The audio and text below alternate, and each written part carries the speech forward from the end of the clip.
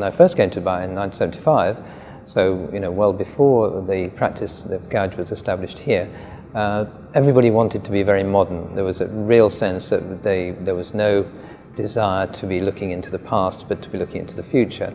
Then around the time that I re-established Gouge here, it was clear that people were wanting to come to an experience that was the magic of Arabia, the various sort of hotels that were celebrating some of the traditional architecture. So it suddenly became something where maybe the increase in tourism meant that actually there was a greater desire for traditional architecture, but obviously balanced at the whole time by a desire for modern, exciting, international style buildings as well. So the two existed side by side.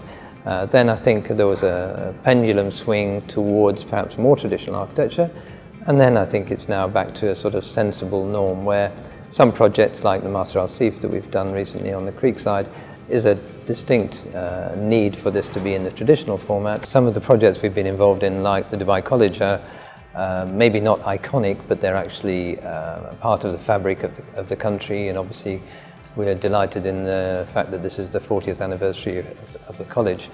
Makes me feel rather old, I have to say. But in other cases, projects like the Dubai Creek, obviously Bab al-Shams, Royal Mirage and so on, we've been fortunate to be able to be involved in smaller scale projects which have had a higher profile, shall we say.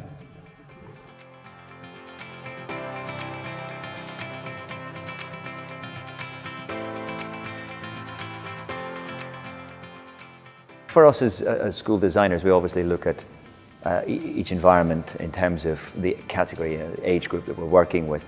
And certainly when you're designing for younger kids all the way through to, say, teenagers, you really do need to look at the ergonomics, but also just socially, in terms of interaction, what each of them need. In terms of good design, I would say that there's always a place for it, and certainly in terms of inspiring young students, a building needs to assist that, whether it's in a kindergarten environment where maybe learning through play is different to maybe, say, a sixth form block where it's more about individual study time. It's a vital ingredient for us to make sure that we tap into that early with the college in terms of what is their key drivers for the education, but there's a clear link between the two. Yeah.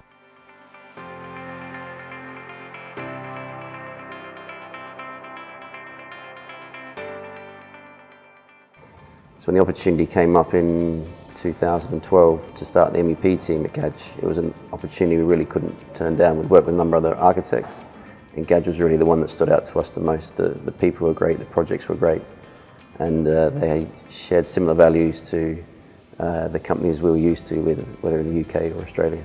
My most memorable experience at Gouge would be when I was previously head of the MEP team. The team was established in 2012. In 2015, we were awarded the Sustainable Project of the Year. A great achievement for such a young team, and really helps put the team on the map.